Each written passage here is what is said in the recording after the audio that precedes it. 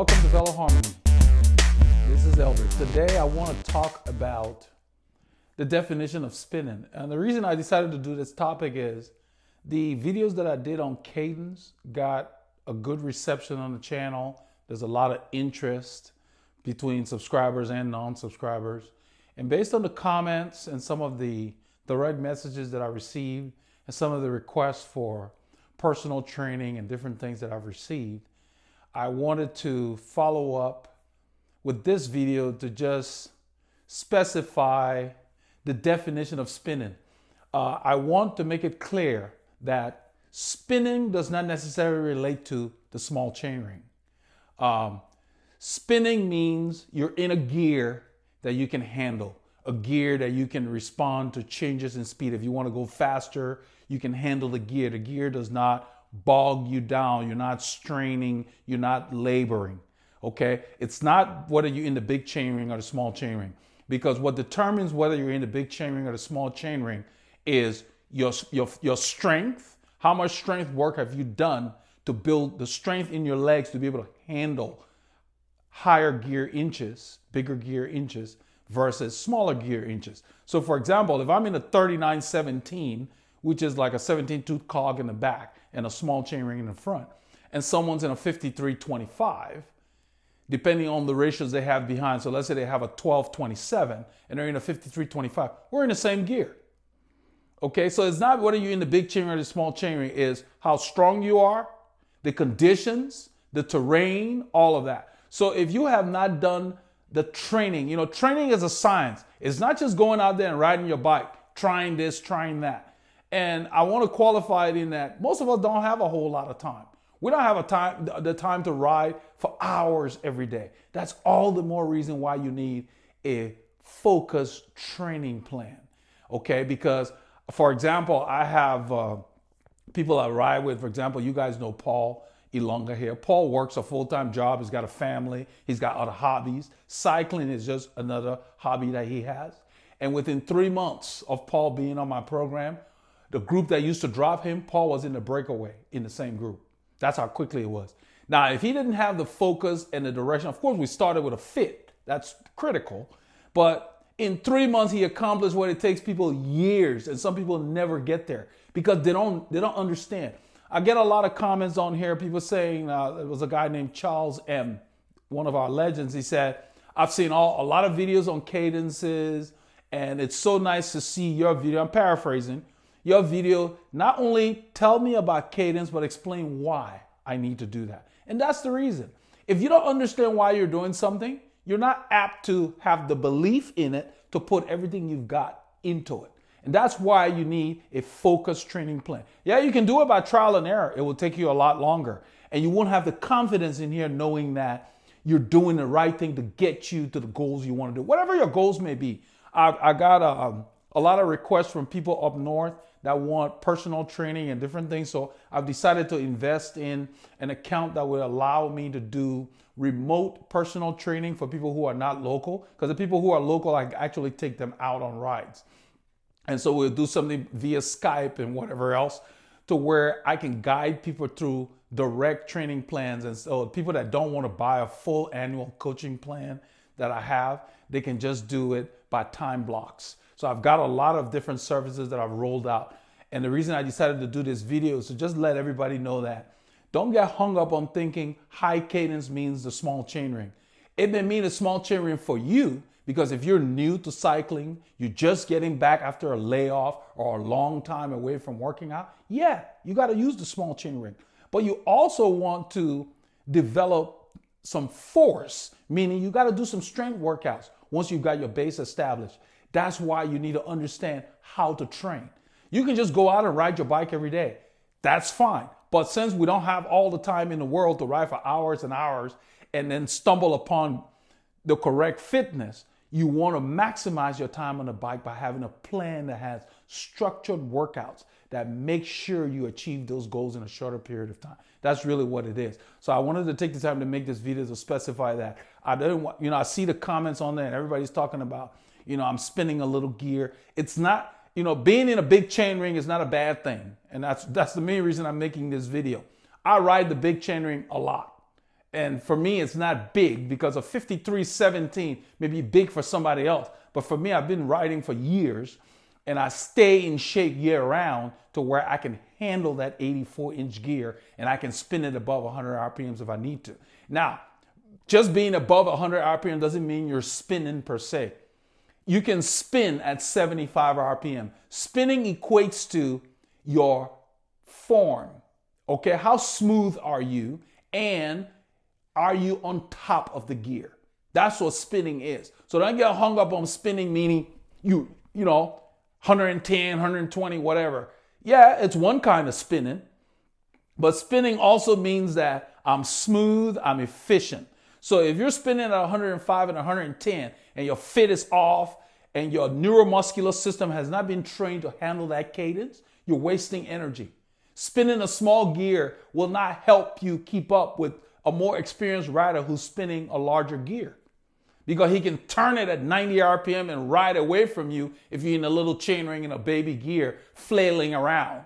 So it's a balance. It's a balance between more force versus using more cardiovascular. So don't get caught up on spinning meaning super high cadences. Spinning means I'm in a gear that if I need to change the speed, I can do it. I can change the speed in the gear. It could be 75 RPMs, it could be 110, it could be 130. But in order for you to have that range, spinning is, do I have the ability to go from 75 or 80 to 130 or 135? Have you trained your neuromuscular system to handle those ranges? And that comes from training and conditioning.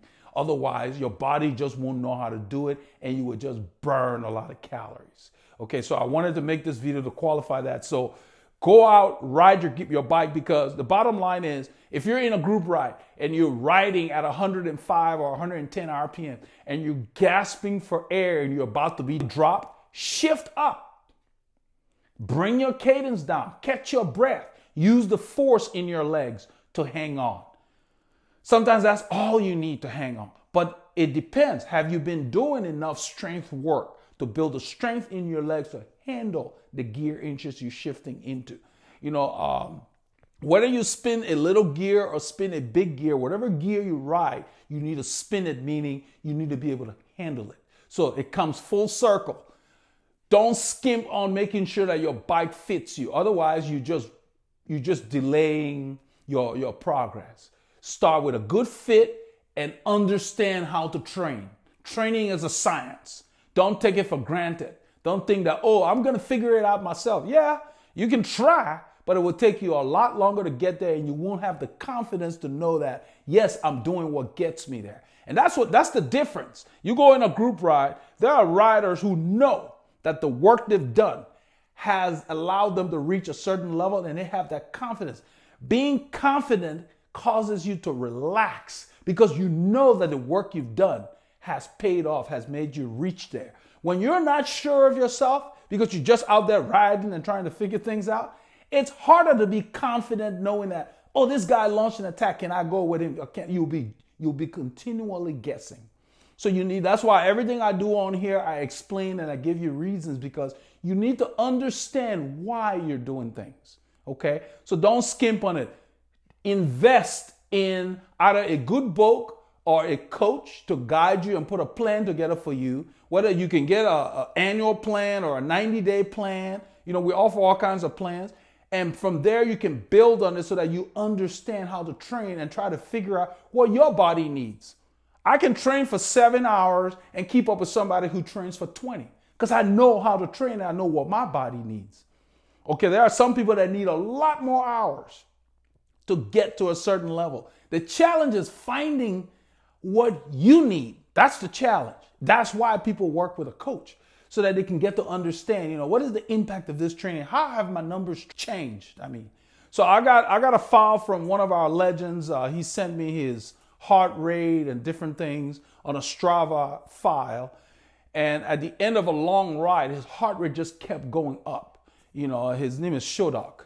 And he wanted me to help him understand what was causing it. And just from cursory, just looking at it, it was clear to me that, his cadence went up after a long ride. I think it was like a 3-hour ride or something like that.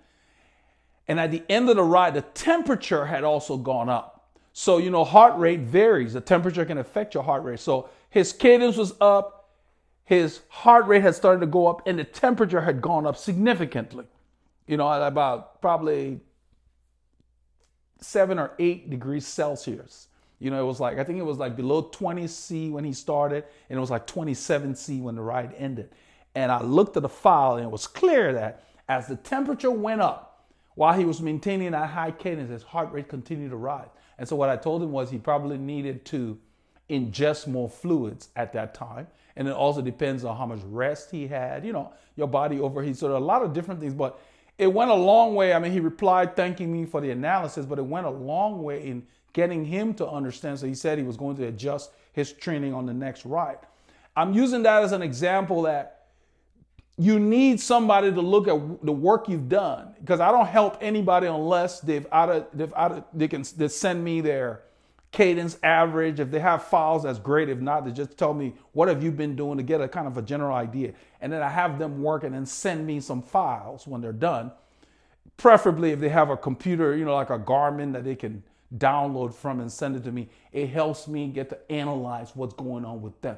It doesn't really matter whether they're using a power meter or a heart rate. But once I get a baseline for that person, then I can put a plan together for them.